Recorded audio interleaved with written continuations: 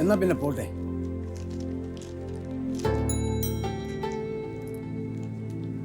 ടീച്ചറെ,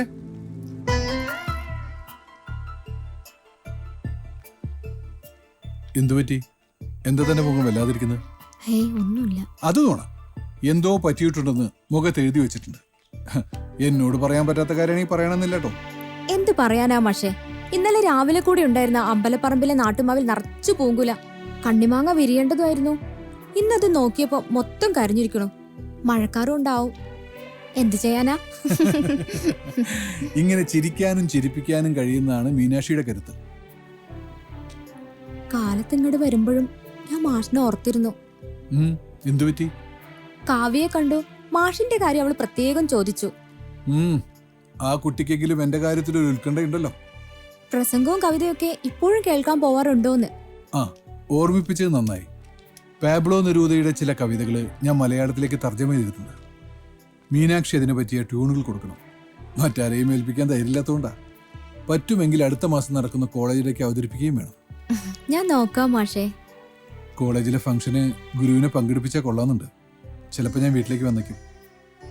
എന്നാ ശരി, ഞാൻ ഈ ഇടതുവശത്തെ വഴി കൂടെ അങ്ങ് പോകും. ഞാൻ ഇടത്തോട്ടും വലത്തോട്ടും ഇല്ല, എന്റെ വഴി നേരെയാ മാഷേ. ചെല്ല്.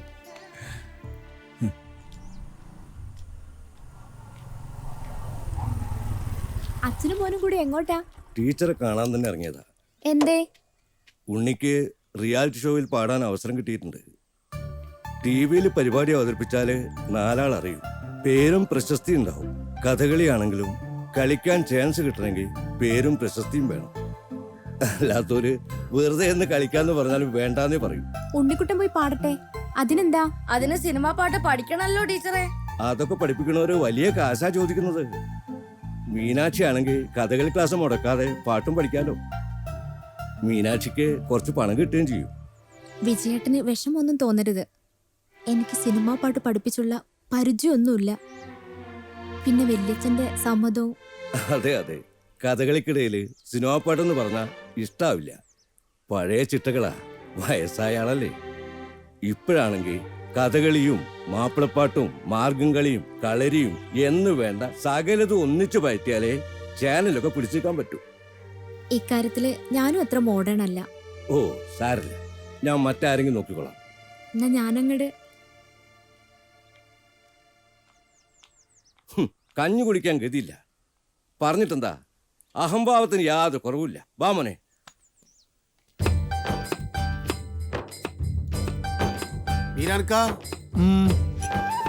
പെണ്ണിനെ പിടിച്ചതിന് ഈ വണ്ടിയിൽ വെച്ച് വേറൊരുത്തരും കൂടെ പിടികൂടി വീരാൻക. ഇത് കണ്ടോ, ഓൻ്റെ ഒക്കെ പിടുക്കി ചെത്തിട്ട് ആദ്യം ഒപ്പിലിടണം.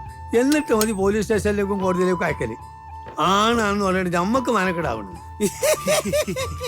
ചിരിക്കണ്ട അവനാന്റെ കുടുംബത്തിൽ ഇങ്ങനത്തെ ഒരു അനുഭവം ഉണ്ടാവണം. അപ്പോഴെങ്ങൾക്കൊക്കെ മനസ്സിലാവും.